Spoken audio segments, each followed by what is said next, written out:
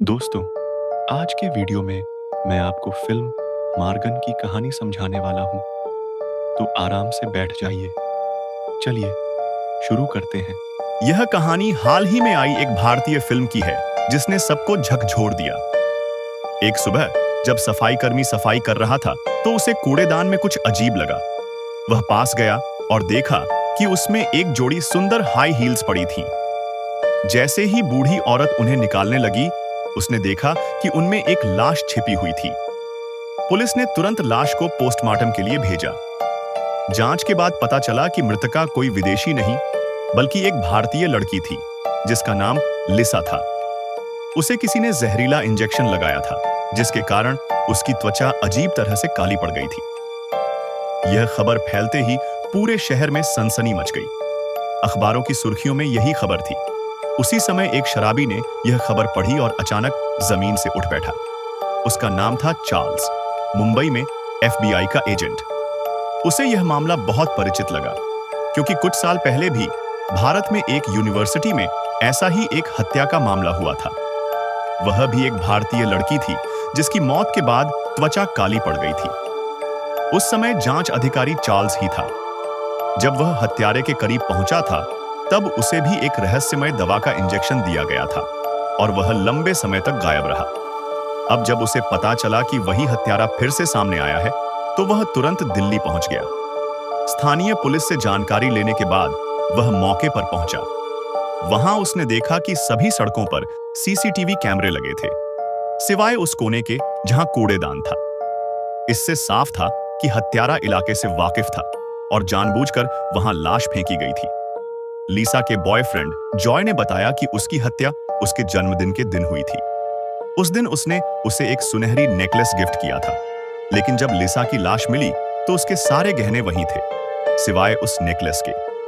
Police ने तुरंत उसके घर के पास का CCTV चेक किया।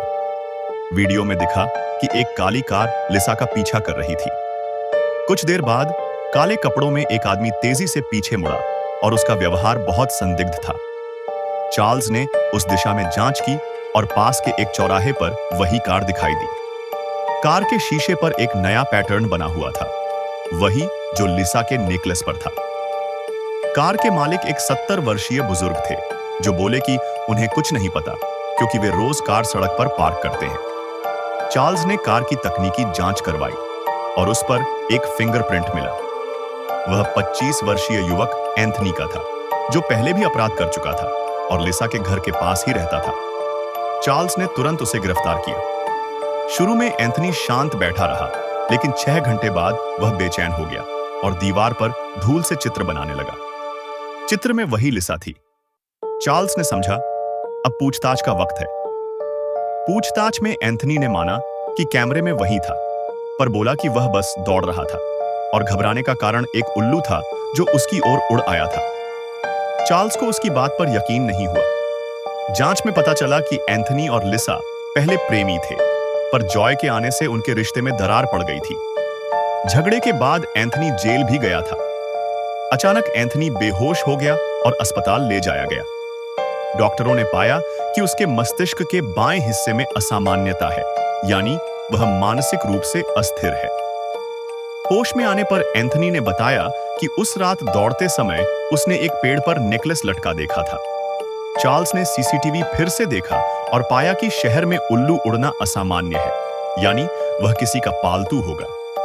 आसपास पूछताछ में एक अंधी लड़की ने बताया कि 1 महीने पहले 8वीं स्ट्रीट पर अक्सर उल्लू की आवाज आती थी, लेकिन अब बंद हो गई है। चार्ल्स ने वहां जाकर जांच की। मकान मालिक ने बताया कि किराएदार हाल ही में शिफ्ट कर गया है। कमरे में उसे ऑरेंज ग्रुप का पोस्टर और टूटी हुई दवाई की बोतल मिली। उसे यकीन हो गया कि वही हत्यारा यहां रहता था। उसी रात एक और महिला की लाश मिली, वही तरीका, वही काली त्वचा। मृतका एक मॉडल थी जिसका नाम मिया था।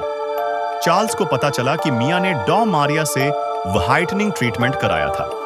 वह पहले बहुत सांवली थी और कंपनी के साथ उसका झगड़ा हुआ था क्योंकि प्रोड्यूसर ने उसे अपनी बेटी से बदल दिया था। चार्ल्स ने मिया की पुरानी तस्वीर देखी और दंग रह गया।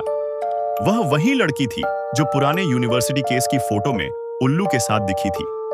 अब सारा रहस्य खुल गया। असली हत्यारी मिया थी। वह अपनी रंगत और ईर्ष्या के कारण उन लड़कियों को मार रही थी जो उससे ज्यादा सुंदर या सफल थी। आखिर में जब मिया प्रोड्यूसर की बेटी को समुद्र किनारे जहर देने जा रही थी, चार्ल्स वहां पहुंच गया और समय रहते गोली चलाकर उसे रोक दिया। इस तरह साबित हो गया मिया ही वह खूनी थी जिसने ईर्ष्या और विकृति के कारण इन सब की जान ली थी।